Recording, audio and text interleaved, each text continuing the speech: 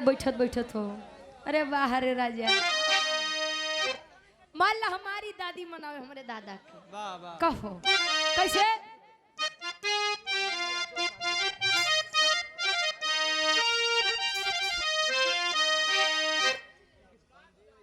संजीव यादव शांतिपुरम से, ये यादव जी गाँव कैसे गाँव है?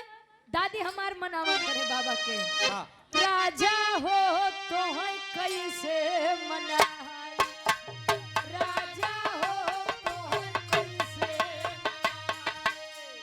दादा हो तो है कैसे मनाए, दादा हो दाई कैसे मनाए। अरे रथिया में उनके ना लागयो आई, दादा हो।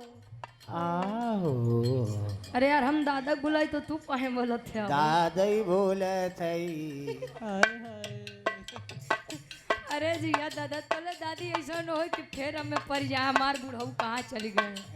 ये बूटी दादा कतौ न जइहे रे, ई बूढ़ी के छोड़ के। अरे बात क्या कहना, अरे रतिया में उनके ना लागयो आई, दादा हो तो कैसे मनाई, दादा हो तो कैसे मनाई। रतिया में दाई के नया वयऊ आई, रतिया में दादी के नया वयऊ आई, दादा हो दादी कैसे मनाई, दादा हो दादी कैसे मनाई, दादा हो दादी कैसे मनाई। कहे अच्छा दादा हो तो अच्छा दादी कैसे मनई हम के जानो छे? कैसे? केवल ए जी हाँ पानी लाई। हाँ ये बुढ़ऊ पानी ओनी पीबाओ, अरे बस कर यार। कबाई से तू दोपहरिया कबाई का घूमत आया। अरे वाह, अभिषेक कुमार पटेल जी ये कैसे?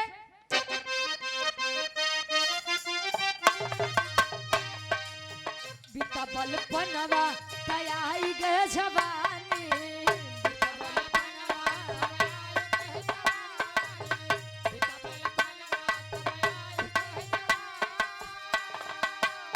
अरे रही रही के रही रही के,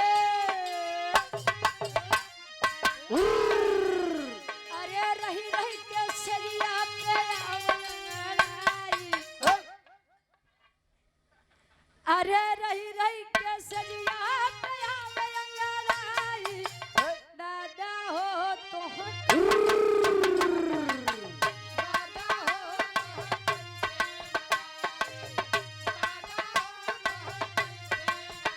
अरे रही रही के सदिया पे आज वायरल हो गया।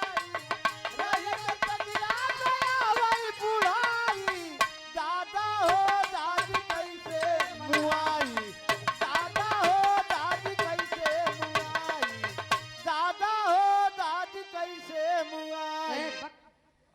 अरे वही है। ए भैया पहले के दुल्ही उ देखत उ दादा के सेवे आज उन देखा इतना मुस्कुरात बैठा है, नहीं तो विश्वास माना दादा जितना आज के जनरेशन वाले आदमी हैं उ मेहरारू से इतना परेशान है। बियाह होत तबो ठीक जकर होई के गुरुजी कहा अब हमरे का दू लइके हो गए नहीं तो हम तलाक दे देते हैं।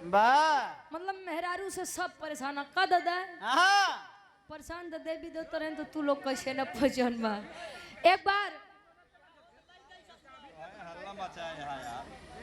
पप्पू व्यापारी देवगलपुर से 100 रुपया, और दयाराम यादव जी बचन ने उनका दांत बड़े बड़े रहता है वे तो पे रहा।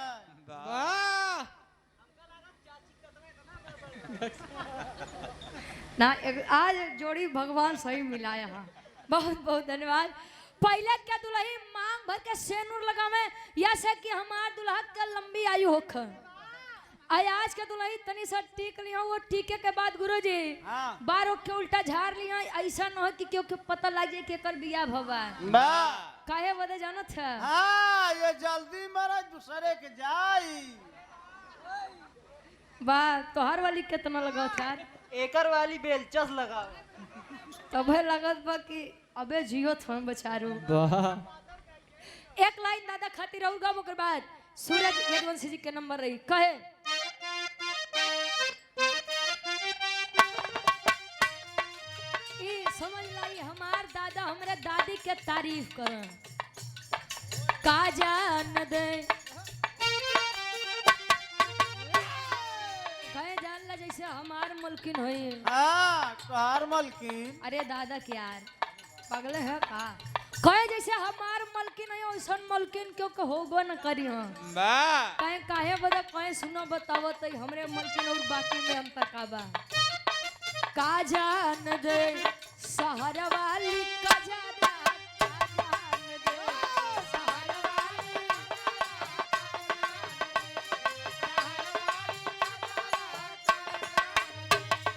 आन के बलमुआ के सेज पसुतावा आन के बलमुआ के सेज पे सुतावे आन के बलमुआ के सेज पे मुतावे आन के बलमुआ के सेज पसुतावा आन के बलम मतलब अपन लइका बात लड़का जब छोटवा रहा जैसे मान ला सचिन भैया जब छोट हो तो उनकर दादा दादी बड़ी सेवा करत हो बा छोट लड़का बिस्तर तो बस सुसु कह दी हाँ भैया तोरे एक्सपीरियंस बात तीन लड़का के का करवा कहे उनके बड़ी सेवा करी है उ लड़का जब बड़ हो जाए तो बढ़िया से लड़की देख के उनकर शादी कर देबा बा उ लड़का बन जाए दूसरे खातिर बल्लम बल्लम नहीं कहबे वही फर्ज बलम पति परमेश्वर उहे कहे कि आन के बलम मतलब अपन लइका आन के बलम के सेज पसुतावा अरे अपने बलम के बिछा दे गोनरा अरे अपने बलम के बिछा दे गोनरा का जान दे शहर वाली का जान